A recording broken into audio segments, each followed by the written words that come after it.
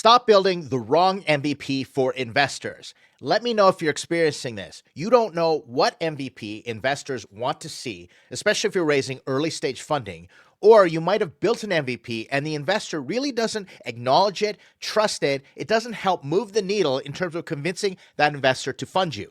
This is a common problem that many founders experience, and there's a reason why that I'm going to break down. By the end of this video, I'm going to show you the 3 things that you need to do to make sure you're building the right MVP to raise that early stage funding, pre-seed or seed round. Before we continue, my name is Ed Kang. If we met before, thanks for dropping by. Nice to see you again. Use the chapter markers as always to jump to the good part of the video. If we haven't met, I'm a 7-time funded founder with 2 exits, and that's just a fancy way of saying I failed a bunch of times, especially building MVPs and raising early stage funding. But that's to your benefit because I use YouTube videos like this and my channel to help early stage founders avoid some of the catastrophic mistakes that I've made. Not to say you're not going to make mistakes, but I'm going to try to make your life a little bit easier because it's hard enough as it is. I'm also the Chief Strategy Officer for Startups.com. I have personally raised over $100 million for my startups, other people's startups, as well as startup funds. And I work with a team that has raised $750 million for startups that have gone on and become unicorn companies with IPOs. If you're already part of Startups.com, thank you so much for joining the community. If you're not, go over, check out Startups.com, a lot of free resources there.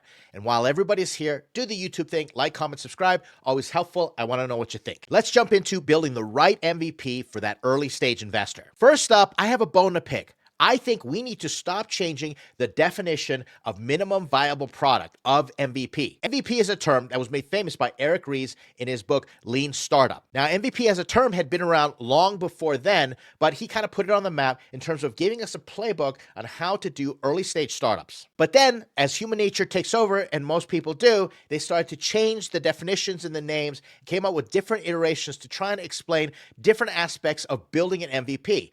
These were terms such as minimum valuable product, minimum lovable product, minimum sellable product, minimum testable product, minimum viable experiment, and minimum awesome product. Now, I'm not bashing these names unto themselves. They have relevance, but we're missing something because us talking heads in the startup ecosystem, we like to come up with terms to try to get attention. That's why we do it. But I don't think it serves early stage founders as well as it's intended. And like I said, there are thought leaders, and I'm not throwing them under the bus for coming up with these terms, but I want to give you an understanding of how to approach your MVP without getting stuck on the language, without getting confused, because like I said, we're not doing you a service out there if we're constantly confusing you with different ways that we're looking at something that we're already familiar with. That's why we need to understand that founders like you live in our language and that everything always changes in terms of the words and their meanings depending upon the context. And that's the flexibility that I want you to entertain. I want you to adopt an adaptability in terms of how you see the word MVP or that word viable, depending upon your context, because it's going to change. How I build an MVP and what's viable to me may not be the same as viable to you. And we're going to explore also what that means for investors. Let's talk about what an MVP is. What is a minimum viable product? And I'm going to break it down into its components. At the center of every MVP is your idea. You're a founder and you have an idea. You see a problem and you think to yourself, I can come up with a solution. That is your idea. That is the core, the centerpiece of your MVP. But surrounding your idea are the set of assumptions that support the idea that you're going to be testing with your MVP. You are assuming that your solution, 1, fixes the problem, and 2, matches the fit of the customer, gets product market fit, and that people want to buy it enough for it to become a startup. And you're assuming you've got all that on lock to the point where investors will fund you for it. But those are only assumptions in the beginning. That's why an MVP is a series of tests. You want to test your assumption. And every startup goes through these phases where they test their assumptions and the assumptions are wrong. Every investor fundamentally believes, a smart investor anyway, professional investor, believes that every founder is wrong in terms of their first assumptions. They may have some right, but we expect every startup to go through multiple iterations, possibly major pivots, as they work out their assumptions in reality in the marketplace. The problem founders run into is they automatically assume that they're right. They live in their head, cognitive biases take over, it's an echo chamber, they get tunnel vision, and they think to themselves, just because I assume it, it must be right, and they don't go out and test the assumption. But that's only the first mistake founders make with MVPs. The next one is not understanding that there is a business model that wraps around the assumptions, which is wrapped around the idea. You could have the best product in the world, but if you don't have the right business model, it will go nowhere. An investor will not want to invest. Think about it just for a second. Investors need to make money. And if you don't have a business model that makes money and is profitable enough, an investor's not going to make a return on investment for their hard-earned funds, and therefore you get disqualified from having a viable startup or a viable product to get you started to raise that funding. Not only do you assume that your solution fixes the problem and founders want it, but you're also assuming that customers are going to buy it for a specific price. That's another set of assumptions that needs to be tested that go into a business model. And investors understand that. And that's what they're looking for in terms of viability. Your business model has to be viable to them. Let me give you some examples of some assumptions. Right now, everybody's thinking, I'm just going to build stuff in AI. But founders make the assumption that customers will use an AI to solve that particular problem. And that might just not be the case. We're building AI for everything. But do we really need it? Is it enough to turn into a viable business model investors want to fund? Let's go back a few years when everybody's all about putting stuff on the blockchain. Everything became about NFTs, crypto, Web3. And I understand it was cool technology. I'm a big investor in Web3, blockchain, cryptocurrency myself. Let's get more specific with Bitcoin. If you made the assumption that Bitcoin was going to replace money, you would be wrong. Although Bitcoin was used to buy pizza back in the day, Bitcoin does not work in terms of transacting on a daily basis. I can't go buy a pack of gum with Bitcoin. It's too slow. It's too expensive. It just doesn't work. But an assumption that thankfully did get proven right, as I'm a big investor in Bitcoin, is that Bitcoin would be treated like digital gold, like a store of value. Now, just look at the price of Bitcoin today, very profitable if you are buying Bitcoin, if you're trading Bitcoin just a short few months ago even. As a Bitcoin investor, I had an assumption that it would go up in value, that there was a business model, a business case for the increase in value. Therefore, I kept buying Bitcoin for several years now, and now I'm glad I did. Here's my final example for you gamers out there. There's been a pendulum swing in the gaming industry. If you're not a gamer, don't worry, this example is going to make sense. Back in the day, you would have to buy a video game and you'd have to pay $50, $60 for the game. You'd plug it in your console or your computer and you'd start to play it. But then came a new business model with microtransactions. The video game initially was free. You see this on the App Store, mobile games, even major video games all the time now. And eventually, they expect you to pay them money through microtransactions, buying little things like cosmetic upgrades or bonuses or contests, different things that you want to buy, maybe some collectibles. And they found out with that business model, instead of just paying $50 or $60 for a game, someone would eventually spend $100, $150, maybe $200 because the barrier of entry of starting to play that game was low. They'd get hooked and they'd start spending that money. So if an investor wanted to fund a video game back in the day, they would look at that business model, and that's where you got companies like Zynga and King. If you played Candy Crush or Farmville back in the day, they realized this free model or freemium, eventually to microtransactions, was going to be a major money maker. But then the pendulum swings in the other direction and people start getting angry. They're sick and tired of getting nickel and dimed by game studios every single time. You got to pay $1, $2, $5 over again. Seasons passes. There was this backlash. And so some publishers went back to saying, okay, pay $70 for the game. You get it for the rest of your life. And those games start to fly off the shelf. And investors saw that business model and said, I'm going to invest in that business model because we're seeing the writing on the wall. The trend has changed. But it doesn't end there. Now there's a new movement out there called Stop Killing Games. I think that's the name of the movement. That said, we believe that if we buy the game outright for $70, then we should be able to play it forever. It belongs to us. The problem is game publishers go out of business all the time. So when they go out of business, they shut down. They shut down support for the game and the ability to play the game at all. The pendulum swinging back and forth not only creates opportunities for investments, but also creates challenges in the marketplace where the business models constantly have to adapt to make sure that they are able to make profitable game companies. Now, that may not apply to you and your startup, but the principles definitely do. Understanding your business model and what's going on in the marketplace is a part of proving out your MVP to an investor. You can't ignore the business model. You need to ask what is viable for customers, investors, and you.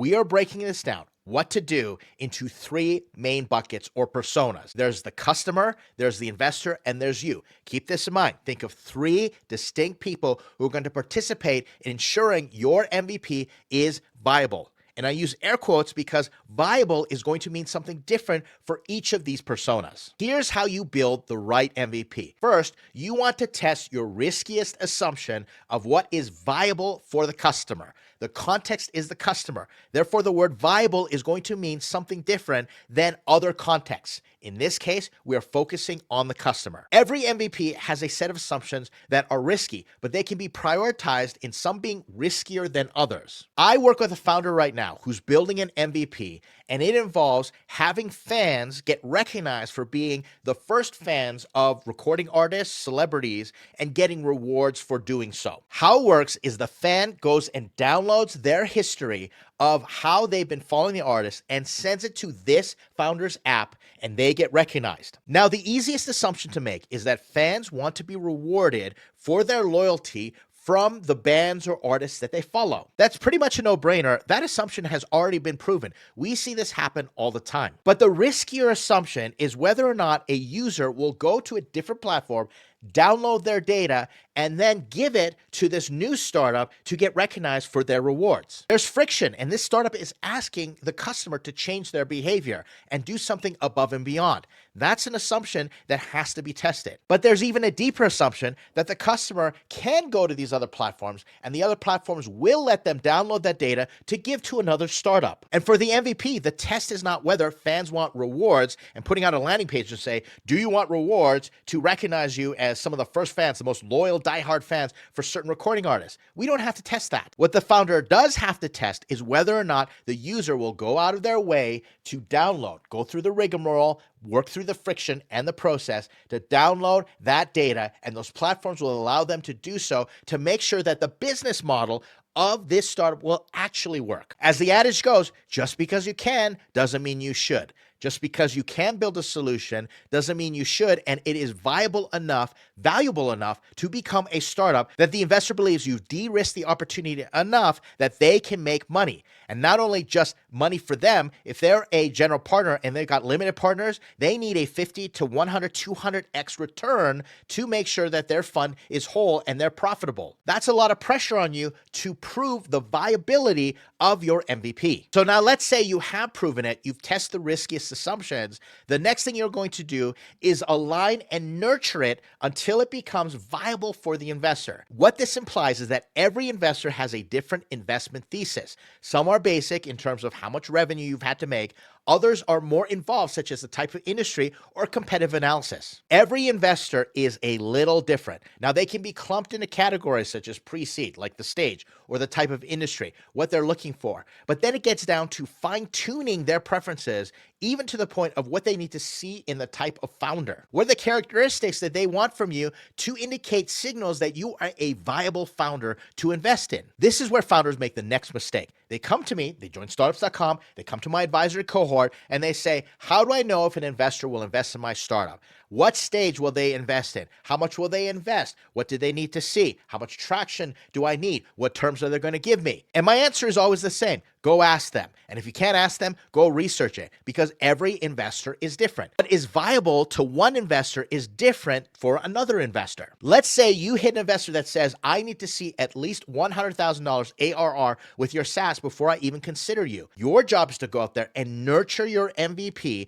begin to iterate, pivot if you need to, so that it aligns with that investor's thesis in terms of what is viable or not. You can't jump up and down and get all mad and go, harumph, I can't believe you're not investing in me. It's the greatest idea in the world. You're not speaking the same language. The same words don't have the same meaning when it comes to viability between you and the investor. Let's use the example of minimum lovable product. What does that exactly mean to the investor? It might mean something to the customer, how much they love the product. They need to see a certain type of MVP to get to the point where they say, yeah, this is viable for me. I love it. But what does loving it mean for the investor? How much love do you need to see? Is it lovable to the point where customers start plunking down money? That might be the case. Or maybe some testimonials, or maybe that it goes viral. Maybe you're growing your sign-up list, or people who are using your freemium week over week by 10%.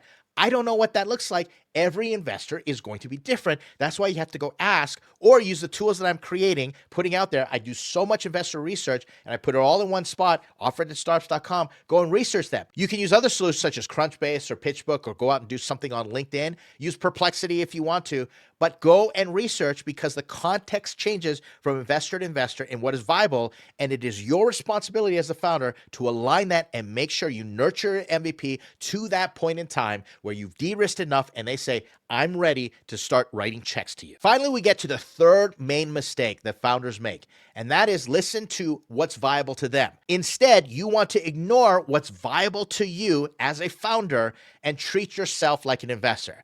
And this seems a little counterintuitive, and founders kind of get tripped up when I explain this, but it's going to save you so much heartache, because this is one of the lessons that I learned a long time ago, and it served me well. You are your number one investor. Let me repeat that. You are your number one investor. You may not be investing your money. Sure, I know some founders that YOLO in their retirement, put everything on credit cards, and they're financially all in on a startup. But you might not have the money to do that. But you are investing your time, and time is arguably more valuable than money. First, time is something you cannot get back. Time is finite. Sure, you can make more money, you can get money that you lose back in other ways, but you can't go get time back. I'm almost 50 years old. Trust me, I experience this every single day. I look back and I say, I cannot get that time back, and therefore my time gets more and more valuable as we go every single day. The same thing with AI founders right now are realizing that they're spending the best years of their life building large language models for big companies, and they're saying, I don't want to work on this for the best years of my life, so they go start their other companies. And that comes down to something called cost of opportunity. Your time has a cost of opportunity attached to it, which is calculated by how much money could you be making commensurate to how much time you're possibly wasting over in this area. If you go get a job and make $750,000 a year because you're one of these AI founders, or put it all on the line and possibly make nothing by doing your own startup, well, that is a decision you have to make. That's something that you have to determine on whether or not it's a viable path to you. But you approach it from an investment perspective. Think to yourself, if you stepped out of your body and you looked at yourself and you are an investor in you, how would you manage that time? How would you instruct that founder, you, to invest time or any other resource? This will create the boundaries necessary for you to get out of your head, because what founders do is they say, it's viable for me, it must be viable for everybody else, customers and investors included. Founders think to themselves, yeah, it solves my problem, scratches my itch, it would make me happy, and I'm going to go out and do it. And then their startup goes nowhere, customers don't care, investors aren't interested. Another perspective mistake is that founders think to themselves, this is just going to get me a job. It will be viable if it pays me a salary. But if an investor gives you money, that's not enough. You need to not only pay your salary, you need to be wildly profitable where you can give investors, especially VC or institutional investors, a 50, 100, 200x return. Now, being a founder with a startup that pays you a really good salary and allows you to make just enough profit every year for you to squirrel away into your own investments and retire comfortably, feed your family, experience success and fulfillment on your terms, I say more power to you. Do that. But don't do it with investors' money. My point is, after you've proven viability for the customer, what is viable to you may not be viable to the investor. But you can avoid that trap by treating yourself as the investor. And believe me, investors appreciate when you take that perspective. I will often say to an investor, which they appreciate, I will not spend your money on something that I would not personally be willing to go all in on myself. That sends the right signal to the investor that I'm a viable founder and I'm willing to go all in. I don't have a plan B. This is plan A. I need to make this money work. Yet I know many founders that say, I need investors' money because I'm not willing to put my money at risk. I will always use someone else's money, basically saying, I'm willing to lose an investor's money, but not my own money. How viable do you think your MVP, your idea, your assumptions, your business model is going to be with investors if you take that approach? So test the riskiest assumption to make sure that your MVP is viable for customers, and then align and nurture that MVP for viability for investors. And you do this by researching and asking them, and then treat yourself as an investor. Get out of your own head, ignore your own cognitive bias on what is viable for you, and act like your own investor. This process will allow you to take your idea and test the proper assumptions, and then wrap it with the proper business model that is going to get you funded, because it will be viable for customers, investors, and you. Let me know how you're progressing, and if you have any questions, I'd love to hear from you. The next step is to watch a video that I created on how to know what customers and investors want. It's part of customer discovery and idea validation. This is going to come together with this video and help you develop that MVP that investors want to fund. Hope this has been helpful. Thanks for hanging out with me in this video. I'll see you in the next one.